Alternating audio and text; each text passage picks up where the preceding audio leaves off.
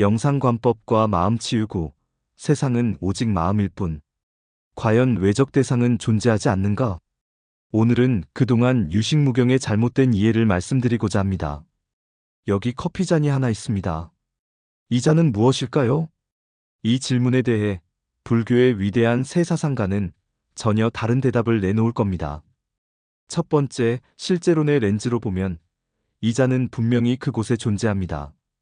단단하고 액체를 담을 수 있는 고유한 성질, 즉 잔의 본성을 가진 실체입니다. 두 번째, 중관론의 렌즈로 보면 이 잔은 관계로서 텅 비어 있습니다. 흙과 물, 불, 도공의 노력이란 조건적 관계에 의해서 만들어져서 탁자와 의자 그리고 함께하는 주변 인물들이 잠시 모여 잔처럼 보일 뿐 그 어디에도 잔이라는 고정된 실체는 없습니다. 세 번째, 가장 급진적인 유식론의 렌즈로 보면 당신이 지금 보고 있는 잔은 당신의 마음이 만들어낸 이미지, 즉 영상일 뿐입니다. 잔이란 이름은 이미 문화적인 교육을 통해서 마음에 의해서 학습된 내용입니다. 오늘은 이 세 번째 렌즈 가운데 세상은 오직 마음일 뿐이라는 유식 사상의 세계로 깊이 들어가 보겠습니다. 마음만 존재하고 외부 세계는 없다는 유식무경의 주장은 과연 진실일까요? 그 오해를 비판적으로 검토하고 우리 자신의 호흡 속에서 그 놀라운 해답을 찾아보겠습니다. 제1부 유식론의 세계, 모든 것은 마음의 그림자이다. 유식론은 명상 수행의 깊은 체험에서 비롯된 철학입니다. 그래서 영상문 유식학파, 즉 마음의 이미지를 관찰하는 학파라고도 불립니다. 유식, 위즈납티마트라은 오직 표상일 뿐이라는 뜻입니다. 여기서 표상이란 인식작용의 결과로 마음에 떠오른 이미지, 곧 영상을 말합니다. 유식론에 따르면 우리가 경험하는 이 세계는 우리 마음 가장 깊은 곳, 제8알라야식이라는 거대한 데이터베이스에 저장된 정보 씨앗과 싹을 틔워 의식의 표면에 투사된 영상과 같습니다. 이것은 마치 영화관의 영사기가 스크린에 이미지를 비추는 것과 같죠.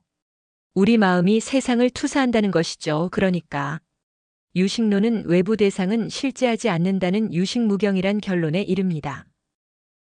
제2부 유식무경 비판, 마음만 존재하고 정말 세상은 없는가? 정말 이 세계가 내 마음속의 꿈에 불과할까요?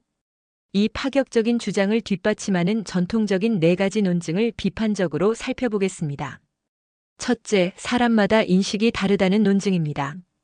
같은 강물을 봐도 인간은 물로, 배고픈 아기는 피고름으로 본다고 합니다. 현대 과학에서 빛도 마찬가지죠. 광전자 효과 실험에선 빛은 입자로, 이중 슬릿 실험에선 빛은 파동으로 관측됩니다. 이것이 인식의 주관성, 즉 유식, 마음의 표상임을 증명하는 것은 맞습니다. 그러나 인식의 대상인 물이나 빛 자체가 없다는 무경을 증명하지는 않죠. 단지 우리가 찍는 마음의 사진이 다를 뿐 그 피사체는 존재한다는 것이죠. 둘째, 꿈의 논증입니다. 우리는 꿈속에서 외부 대상 없이도 생생한 세계를 경험합니다. 그러니 외부 세계는 없어도 된다는 것이죠. 하지만 꿈은 완전한 무에서 창조되지 않습니다. 과거의 경험, 기억, 불안이 우리 마음속 깊은 곳에서 재조합된 것입니다. 꿈은 현실과 동떨어진 환상이 아니라 현실을 반영하는 또 다른 차원의 의미를 가집니다. 셋째, 수행의 논증입니다. 만약 깨달음이 외부에 실제한다면 노력 없이 얻을 수 있어야 합니다. 그렇지 않으니 외부 대상이 없다는 논리입니다. 하지만 이것은 깨달음을 물건처럼 취급하는 오류입니다. 깨달음은 있고 없음을 따지는 존재론의 문제가 아니라 직접 체험하고 실현해야 할 가치의 문제입니다. 넷째, 선정의 논증입니다. 수행이 깊어지면 마음으로 대상을 바꾸거나 없앨 수 있습니다. 외부 대상이 실제한다면 불가능한 일이라는 것이죠. 하지만 마음속에 달의 이미지를 떠올린다고 해서 하늘에 있는 실제 달이 내 마음속으로 들어온 것은 아닙니다. 하늘에 실제하는 달과 마음속에 떠오른 달의 이미지가 별개로 존재할 수 있습니다. 그래서 마음의 표상을 조작할 수 있다는 사실이 외부 대상의 존재를 부정하는 증거가 되지는 못합니다. 3. 새로운 해석, 선문답의 가르침. 그렇다면 무엇이 문제일까요? 문제는 유식이기 때문에 무경이라고, 즉 일체는 마음의 표상이므로 외부 대상은 없다고, 유식무경이라고 성급하게 결론 내리는 것이 문제입니다. 여기에 아주 유명한 선문답이 있습니다. 법안 선사가 세상 모든 것은 마음이 만든다고 주장하자 나하나상이 묻습니다. 그렇다면 저 마당의 돌멩이는 마음 안에 있는가, 밖에 있는가? 법안이 마음 안에 있습니다라고 답하자 나하나상이 일갈합니다.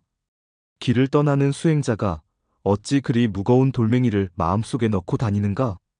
이 질문에 법안은 아무 대답도 하지 못했습니다.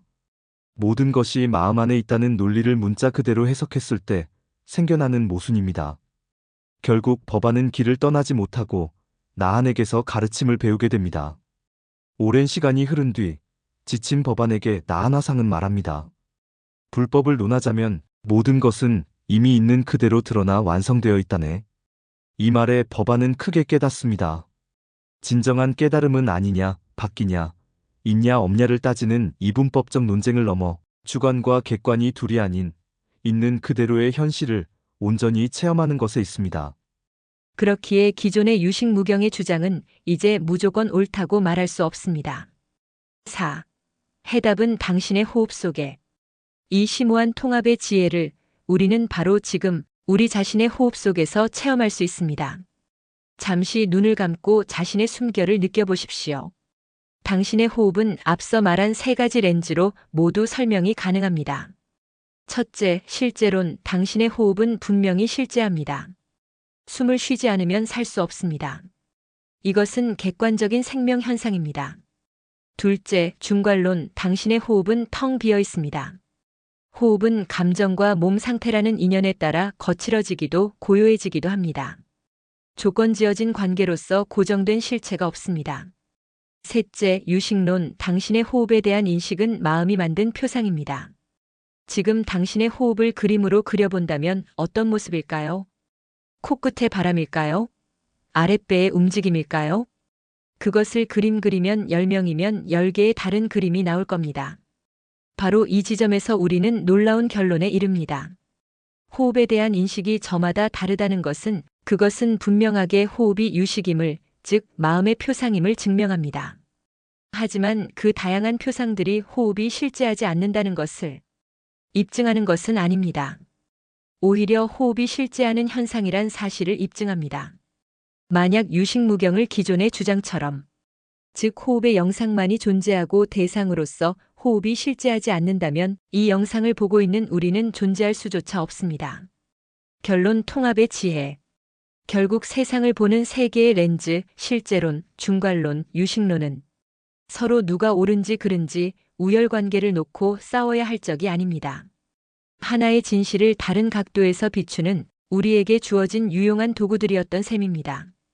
첫 번째 안경, 세상은 객관적으로 실제하면서도 두 번째 안경, 모든 것은 인연 따라 변하기에 텅 비어 있고 세 번째 안경, 우리의 경험은 결국 마음이 만들어낸 표상이기도 합니다.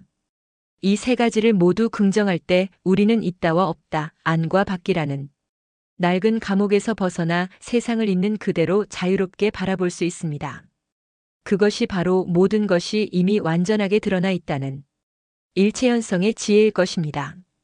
더욱 상세한 내용을 알고자 하는 분은 인경스님의 영상관법과 마음치유 제3장을 참고하시길 바랍니다. 구독과 좋아요, 클릭을 부탁드립니다. 감사합니다. 행복한 하루가 되시길 바랍니다.